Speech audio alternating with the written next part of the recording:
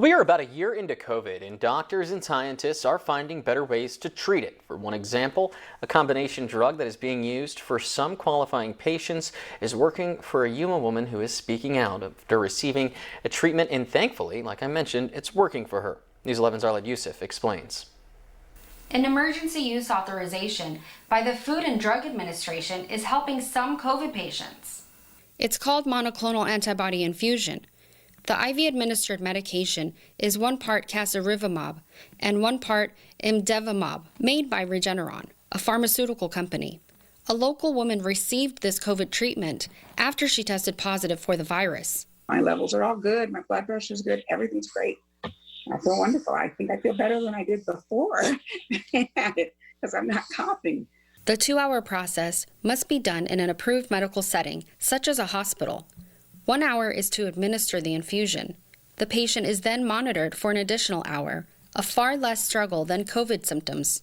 That was the worst illness to go through ever. And it's people, think, oh, it's just mild. It's not. It was horrible. Those are the worst chills I ever had, the most pain I've ever gone through. And I went through a lot with the cancer. Stewart is a 2-time cancer survivor. This was worse because it's all day and it's for days and days that you just, every single muscle and bone in your body hurts. And you just feel like you can't move because any movement makes you hurt. Among other conditions, qualified COVID patients are those who have select high-risk health conditions or mild to moderate COVID symptoms.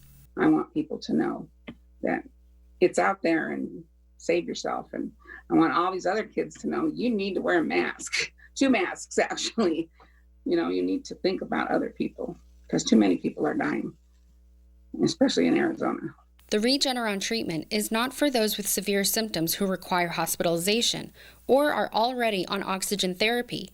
It is an attempt to prevent a patient from suffering severe symptoms before they begin. A YRMC representative has confirmed that the hospital does offer antibody infusion to qualifying patients. Treatment qualifications can be found at kyma.com. Arlette Youssef, News 11.